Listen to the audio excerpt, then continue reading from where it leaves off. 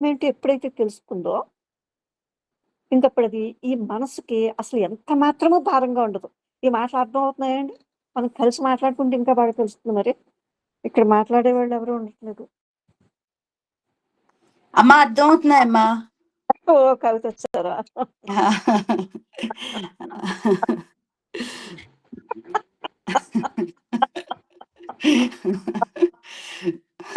ఎక్కడికెళ్ళిపోయారమ్మా? 2, 3 రోజుల నుంచి రావట్లేదేమో గదా! ఆ! రావట్లేదమ్మా, రావట్లేదు. ఆ! ఏయ్యో ఒకటి ఆ! అలా అయిపోయింది. హ్మ్. హ్మ్. అదే హ్మ్. ఈరోజు నిన్న హ్మ్. సత్సంగం ఉండిందమ్మా. తత్వవిధానం సరస్వతి మళ్ళీని ఆయన ధ్యానం గురించే మాట్లాడారు. ఆ! ఇప్పుడు మీరు చెప్తుంటే ఆ! అదే అనుకుంటున్నా. అంటే ఒక ఒక ఆ! రూపాన్ని, ఒక నామాన్ని, ఒక స్థలాన్ని దేన్ని కూడా పవిత్రమని, అపవిత్రమని ఆ! విభజించకుండా ఉంటే గాని మన ఆలోచన ప్రక్రియ ఎలా ఉందో మనకు అర్థం అవ్వదని అర్థం అవుతున్నదమ్మా. అవ్వదు కదా అంటే మరి. అవ్వదు కదా! ఇప్పుడు అదే కదా ఇక్కడ చెబుతున్నారమ్మా. ఆ! ఆ! మరి అవును. ఇక్కడ అప్పుడేమవుతుంది? ఇది హ్మ్. ధ్యానం అవుతుంది. ఆ స్థితి చూసారా? అవును. ఇవేవి లేని స్థితి ధ్యానం. ధ్యానం అవుతుంది. మరి ఈ ధ్యానాన్ని మీకెవ్వరు నేర్పించగలరు? ఎవరు దానికొక దారి నేర్పించగలరు? చూపించగలరా? ఆ!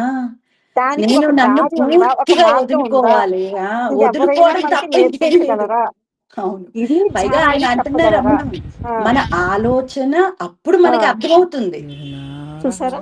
అర్థమైనప్పుడే మనం మనం ఎప్పుడు దాన్ని ద ద ఆ! దాన్ని ఆ! దాని నుంచి కొనసాగించం. అర్థం అవ్వనంత వరకు ఇప్పటికీనమ్మా నాకు ఒక 10 సంవత్సరాలు కూర్చోవడం ఆ! అలవాటు కదమ్మా పొద్దున్నే. ఆ! 3 అవునమ్మా. సంవత్సరాల నుంచి, 4 సంవత్సరాల నుంచి కూర్చోట్లేదు.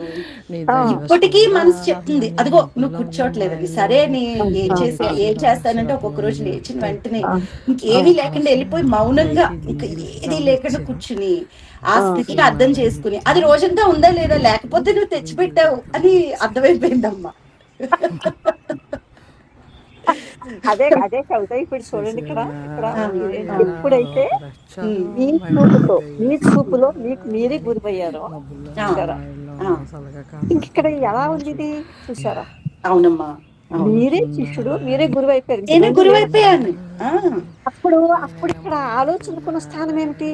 అసల దానికి ఆలోచనకి తెలిసిపోయింది. ఆలోచనకే తెలిసిపోయింది. మీకు అర్థమవుతుందా? తెలిసిపోయింది. దాని స్థానం దానికే తెలిసిపోయింది. అసలు ఎంత అద్భుతమైన ఆ! నాకనిపిస్తుంది కవిత. మనం అవును. పుణ్యాత్ములేమో అనిపిస్తుందండి. అవునమ్మా. అవును. ఎందుకంటే హ్మ్. ఆలోచన దాని స్థానమేంటో తెలుసుకొని, హ్మ్. ఇంకది మనసుకి భారంగా అవ్వదు. ఆ భారం అవ్వదసల. ఎంత స్వేచ్ఛగా ఉంటుందో చూడండక్కడది. అవునమ్మా. స్వేచ్ఛగా ఉంటాంది. ఆ! ఇలా అవును. ఇదెందుకు మనం తీసుకోకూడదు? హ్మ్. అంటే అవునమ్మా. ఇక్కడేంటంటే ఎంత మాత్రము భారంగా ఉండదు. అంటే హ్మ్. హ్మ్. మనసిప్పుడు పరిపూర్ణంగా హ్మ్. నిశ్చలమైపోతాంది. నిశ్చలమైపోతుంది. ఇంక అది ఇది చూసారా? ఇంకేమి ఇది గొణగదింక దాని సణుగుడు, ధ్యానము, గణుగుడు ఇది మారిపోద్ది. ధ్యానము అని హ్మ్. అనకుండా ఏ ప్రయత్నం లేనటువంటి ఒక హ్మ్. పరిపూర్ణ స్థితి. ఆ స్థితి. ధ్యానం. అవునమ్మా. పరిపూర్ణ అవును. ధ్యానం జరుగుతుందనమాట. అవునమ్మా. ఏ అవును. సంకల్పము లేని ధ్యానం జరుగుతుందనమాట. అవును. అప్పుడేమవుతుంది? దానికదే సహజంగా, హ్మ్. దానికదే సహజంగా ఆ మనసు హ్మ్. నిశ్చలమైపోతుందనమాట. నిశ్చలమైపోతుంది. హ్మ్. చూసారా?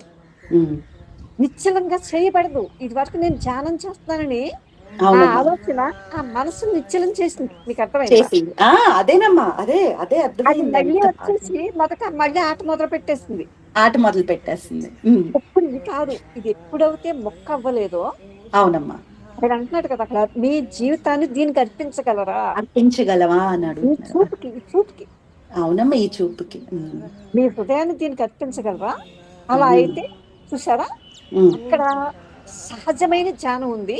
హ్మ్. సహజంగానే దానంతట అది నిశ్చలమైపోతుందనమాట. నిశ్చలమైపోతుంది. అవునమ్మా. అవును. నిశ్చలంగా చేయబడతప్పుడది. అవును. నిశ్చలంగా చేయబడింది నిస్సారమైందే.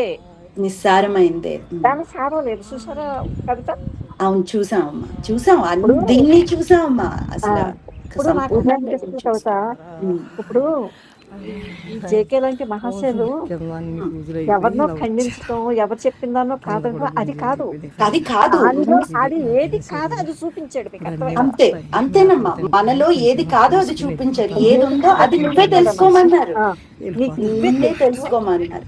ఆ! ధ్యానానికంటూ ఒక మార్గం లేదు. మార్గమే లేదమ్మా అసల. ఒక లేదు. టెక్నికే లేదు. లేదు. చూసారా? హ్మ్. హ్మ్. దానికి ఒక ఇ ఇ ఇది ఎంత మనసు దాని భారం వదిలించేసుకొని హ్మ్. అత్యంత సహజంగా దానికి అదే నిశ్చలమైపోయింది అనమాట. నిశ్చలమైపోయింది. అంటే ఒక ధ్యానాన్ని నేను తలపెట్టుకొని ఆ హ్మ్. ధ్యానం చేసి అలా నిశ్చలం చేయబట్టం కాదది. కాదది. కాదు. కాదు. ఒకవేళ అలాంటిదే కనుక నా దగ్గర ఉన్నట్లయితే హ్మ్. అది నిస్సారమైనదే. నిస్సారమైనది అని అన్నారు. చూసారా? అవునమ్మా. అలా అవునమ్మా. కాకుండా అర్థమైంది. అన్ని రకాలు చేసాం ఎప్పుడు కదా! బాగా అర్థమైంది. నిజంగా కవిత నాకేమనిపిస్తుందంటే, అమ్మా. మనలో కనుక నిజంగా హ్మ్. ఆ నిజాయితీ ఉంటే కనుక, అవునమ్మా. ఆ సత్యం తెలుసుకోవాలి అనేటువంటి ఒక జిజ్ఞాస కనుక, తపన కనుక ఉంటే కనుక, అవునమ్మా.